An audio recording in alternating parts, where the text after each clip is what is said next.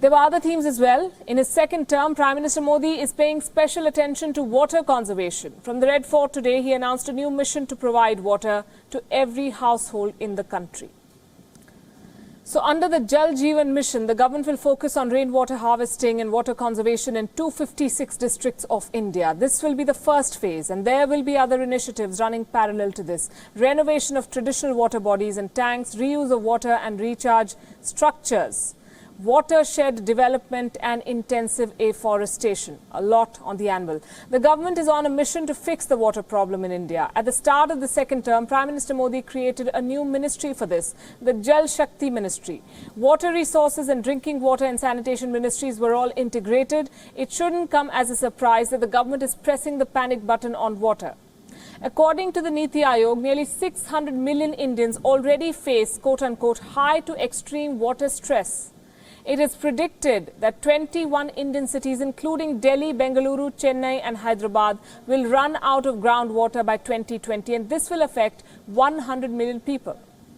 Another big challenge is plastic pollution, and the Prime Minister today urged the citizens of India to stop using single-use plastic. Once again, this government has set ambitious targets for itself on this. Last year, the Modi government had vowed to phase out single-use plastic by 2022. In March this year, India reinforced its commitment at the United Nations Environment Assembly in Kenya. So far, more than 20 states of India have imposed either a full or a partial ban on single-use plastic, but the government has not drafted a law on this. Until that happens, a civic campaign led by the Prime Minister can help this cause. Now, another major appeal that Mr. Modi made today was on population explosion, a subject that he has touched for the first time.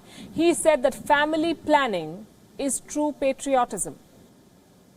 India has the world's second largest population. It is second only to China, but that is going to change soon. A United Nations report released earlier this year says that in 2027, in less than 10 years from now, India will overtake China when it comes to population. At the moment, India has a population of almost 1.4 billion. 1.4 billion. One doesn't need a calculator to say that India does not have enough resources to support that many people. Prime Minister Modi hailed those citizens who have chosen to have small families. He called it an act of patriotism. Just like the Swachh Bharat mission, perhaps the Prime Minister here wants to kickstart a people's movement rather than introducing bans or diktats for effective social change. And finally, he also spoke about the economy. He reiterated his goal to turn India into a $5 trillion economy in the next 5 years.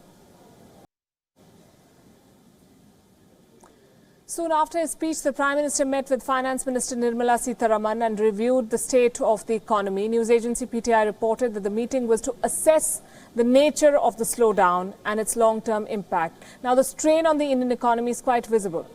The growth rate has slowed. Consumers are not spending enough. A slowdown in the auto sector and fast-moving consumer goods or FMCG point in that direction.